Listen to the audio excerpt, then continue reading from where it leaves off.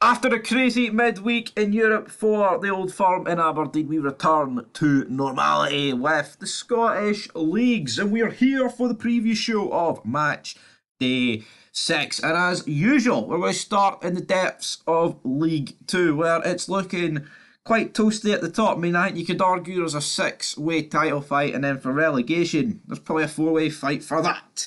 But as you can see, you look at the league table, four teams joint on 11 points. Bonnyrigg Rose, Stenhousemuir, Dumbarton, Stranraer, Peterhead on 10, and the Spartans on 9. Then you've got Elgin on 5 points, East Fife on 5, Forfar Athletic on 4, and Clyde on 2. So Clyde, pretty shite start for them. I didn't expect them to do as bad this year, considering they did finish quite a bit ahead of Peterhead in League One. I know that doesn't really mean necessarily anything going into a new season, but yeah, expect a wee bit better from Clyde's perspective. But going in to the fixtures, of course, here on Saturday, we have got Bonnyrigg Rose at home to Stenhousemuir. I think Bonnyrigg Rose going to keep their fighting form going. They're at home. I'm going to go for a 2-0 victory to them. Clyde up next against Elgin City. Clyde really need a win. They really need a result. But I'm going to go for 1-1. I think they'll get a result, but here, I think, when you're in relegation at home against your relegation rivals, you need to be kind of winning these games, but you can definitely not afford to be losing it. Then we've got Dumbarton against Peterhead. I'm going to go for 2-1 Dumbarton. The last couple of weeks, I've been back in Dumbarton, and guess what? They've been getting scudded. So, you know what, Dumbarton, for me, get the result here. Then we've got Stranraer taking on Forfar Athletic. I'm going to go for Stranraer 3-2 in this game. Then the final game in League 2, we've got the Spartans taking on East 5. The Spartans sit on 9 points. I think they're going to end the day on 12, and I'm going to go for a 2-0 victory to the Spartans. Now let's move into Scottish League 1, of course. And if we look at the league table, it is Falkirk and Hamilton who sit atop it. Edinburgh City, of course, for a super scoreboard question. Who is the only team in the pyramid not to have a single point? And it's them, sitting there with 0 after 6. 5 points adrift of Cove Rangers. They're just not very good, Edinburgh City, are they? No, they're really, really shit. But, top of the league, I think we always kind of thought that Falkirk would go up easy. And I guess with Hamilton, being the relegated team, they would be a hereabouts with them, potentially, to go straight back up. But I think over the course of the season, Falkirk would probably ease into an easy lead, if I'm being honest. And then, Hamilton will probably drop down to the likes of Stirling and Queen of the South to battle for those promotion playoffs. But as we look at the fixtures, we've got Arden Athletic against Alloa Athletic. It's the battle of the double A's, and no, not that boring bastard in the Four Horsemen on Anderson. It's Annan and it's Alloa, and I'm going to go for 2 each in this game. Edinburgh City take on Cove Rangers. It's 10th against 9th. Edinburgh City are shit. Cove Rangers are shit, but a wee bit better. I'm going to go for Cove Rangers to win 1-0. Then we've got Montrose against Stirling Albion. It is, 3rd against 5th. I'm going to go for a 1-1 draw in this game. Then we've got Queen of the South taking on Hamilton Academical. I don't want to say must win for Queen of the South, but, if you want to win this league and you want to get in amongst Hamilton and Falkirk, I think you really need to be picking up a win here. Then the half-5 kick-off. That's a weird one, actually. I just spotted that. Why is a League 1 game at half-5? Who knows? But I'm going to go for 2-0 to Queen of the South.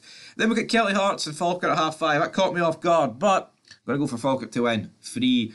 I think it'll be relatively easy for them in that one. Then we move on to the Championship. Of course, though, there already has been a game played. They always have Friday nights in the Championship, and it was Ayr United away from home beating Queen's Park 5-2. So looks like Queen's Park haven't really sorted out their defensive issues. They do sit 5th in the league. They've conceded 15 goals in 7 games. That's not exactly the best record, is it?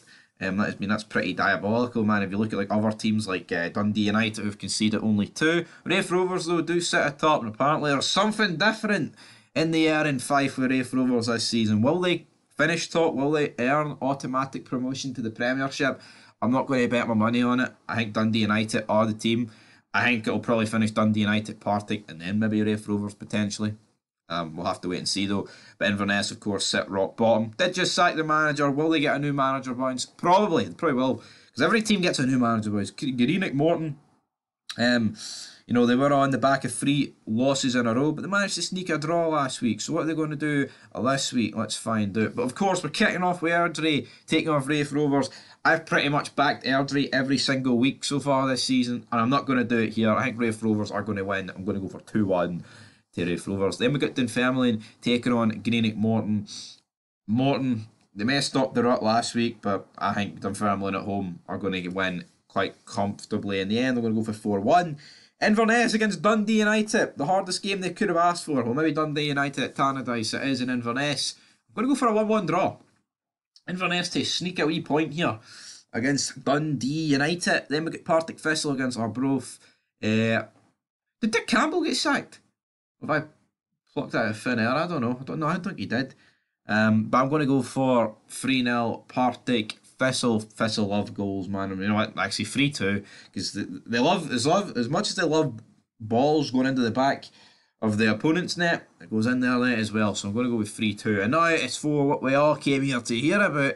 It's the Scottish Premiership, of course. Here is your league table after last week. Impressive wins for a lot of teams. Aberdeen, of course, losing to Hearts last week. And then, you know what? They've shown a lot of fight. I think it's bought Barry Robson a bit of time. That game against Frankfurt. How much time? Well, I mean, I know it's a defeat. Like it has bought me a bit of time, because it is a pretty decent performance against a top team in Europe. I mean, the Europa League champions that we all know so well of, about a year and a bit ago. But realistically, right, it only buys you so much time in regards to how many defeats can they realistically take in the league. Aberdeen need to start winning. They really do. And you've also got to feel that St Johnstone have got to start getting results as well, because or else they're going to just fall completely adrift. Because you look at the 2 teams above them, right? Aberdeen, Hibs. Realistically, those 2 aren't going to be there by like the time the season gets to crunch time. The teams that are going to be there are going to be like Dundee. But then saying that, will Dundee be there? Because Dundee have actually impressed me this season. Then you've got Kelly, who impressed everyone by their start to the season, but they've kind of fell off. And I do genuinely think this season relegation's going to be between St Johnstone and I can't really. I just think there's a lot of teams a step above St Johnstone, and that includes Dundee, who I think are a step below the rest. So we'll have to wait and see. I think Ross County and Kelly and Livy, I think they've just got like 9th, 8th, and 7th, kind of like wrapped all of them in 10th. But yeah, that is the league. Of course, Celtic do sit top. They do sit top. There's only 2 teams that are undefeated. It's Celtic and St Mirren. But yeah, we'll have to dive straight into the action here. Of course, the Livingston game and Celtic kicks off in less than an hour. James Forrest starting the game, bit of a weird one. I don't really understand why James Forrest is even. I mean, I think he gets a lot of abuse from Celtic fans, but I don't really understand why in 2023 James Forrest is actually starting for Celtic. But here, who am I to question it? But Celtic, they don't have the best of records at the Tony Macaroni. Ange did begin to turn it around last season. I believe they won every game there. But I'm actually going to go for a draw. I'm going to go for 0-0. I just think it's going to be an absolute boring pile of shite, and it's going to end 0-0. Maybe Joe Newblett will have Lager Bielka and Scales on the ropes, but for me, I think it's got Celtic dropping points all day, because let's not kid ourselves, guys. Not like Celtic are that fucking good. So I'm going to go 0-0. Then we got Dundee taking on Kelly. That's a pretty hard one to call. I'm going to go for 2 each. Because why the hell not? Then we've got Hibs against St Johnstone. Like I said, Hibs aren't really going to be expected to be down in the relegation zone with St Johnstone. So for that reason alone, St Johnstone, I'm not saying like they can afford to lose this game, but I think if this game was against like Dundee, you'd be sitting there thinking, fuck, they need to get a result there. But of course, they were getting beat 2-0 by Dundee, and they came back and drew 2 each. But I'm going to go for Hibs to win this 3-1. Nick Montgomery, he'll get a result, won't they? They were winning 2-0 at Rugby Park, and that got shafted, but we'll go with that. Then we've got St Mirren against Hearts, and I just can't see anything but a St Mirren win. Hearts are pish. Yes, they beat Aberdeen, but come on, that doesn't mean anything. It really doesn't mean anything. Like last season when Hibs beat Aberdeen, and sacked Goodwin. They were both two shite teams, just one was a lot shiter than the other. Hearts, I don't think they've really built much or are going to build much for that Aberdeen game. I think St Mirren are going to win and retain their undefeated run so far this season and keep the gap. Actually, well, I say keep the gap. They're going to close the gap to Celtic because I'm going to go for a 3-1 victory to St Mirren. And then that moves us on to Sunday, of course, with Aberdeen and Rangers on action on Thursday. There is games now on Sunday. And we've got a battle of the two Highland teams. We've got Aberdeen against Ross County. Pittodrie, Aberdeen. Well, you'd think, right, if they take Frankfurt close, what are they going to do to Ross County? But football's weird like that. I'm going to go for a 2-2 draw. Aberdeen are not going to win this game, but a draw doesn't sack Barry Robson. That's the way I'm looking at it. And then the final game, Rangers against Motherwell. Motherwell, who had an outstanding start to the season, and I still think, even though they lost to St Mirren, they are the two informed teams in the league. You know, I don't think losing to them is by any means disgraceful. I think Motherwell actually played quite well in that game. It could have really went either way. Motherwell had a really good start to the season. You know, I think since Stuart Catterwell came in, they are second in the league table to Celtic, I believe. So if you look at it like that, that's quite a good record. Rangers against Motherwell. I'm going to go for a 2-1 victory to Rangers. I think it'll be close, right? Rangers have only scored one goal in the last two games at Ibrox, of course. They got beat 1-0 by Celtic, and then they beat Real Betis 1-0. But I'm not delusional, right?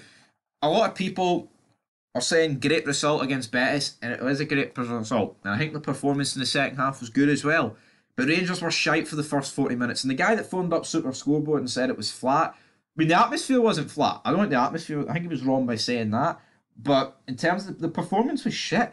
You know, a load of the players were getting abused and weren't getting fucking pass marks. I mean, who was getting pass marks in that first half? Maybe Roof, but honestly, the first half was shite for Rangers. And I still stand by the fact that if Betis, you know, were at their A game, I think they would have fucking, you know, walked all over the top of us, but they didn't. And then in the second half, we upped our levels and we smoked Betis. So, you know, well, let's not pretend that Beale has fucking, this is the massive turning point and Rangers are going to be great all of a sudden, because at the end of the day, when was the last, like, and this goes for Beale's entire run, when was the last time Rangers were actually fucking good for the get-go? They've never, see at the start of his run, it was fucking, they were conceding like 2 goals and then winning 3-2. That's pretty, and they're always going to go and down. How many games did Rangers come from behind? In a game, that's good mentally to come from behind, but you can't do that all the time, man. You can't. And Beale just needs to get it right for the first whistle. He needs to get it right for the first whistle. And we've seen this season, we missed the Matondo chance, and I think the heads dropped against Betis. Against Servette, I remember we were dominating them away, and then they had a chance where it was a great save for Buckland, and as soon as that happened, the arse dropped for us, and the tail went between our legs. That needs to stop happening. That we need to fucking start strong, and if we concede, so fucking what? You've got the firepower, you've got to have the fucking belief to get a result. You can't just sit there and expect the result to come to you. But anyway, I'm going to go for 2-1 Rangers. But would I be surprised if Motherwell take a point or win here? No, I wouldn't be. Although Goldson and Ben Davies have never lost in the league when they're a partnership, so who knows how that's going to go, guys. But that is it for your SPFL preview show. We'll be back very soon with a review show. Load the action. We'll be back very soon as well. EAFC 24 and an 11-8 Celtic review as well. Coming about, 3 o'clock, half 2. But anyway, guys, until next time, peace.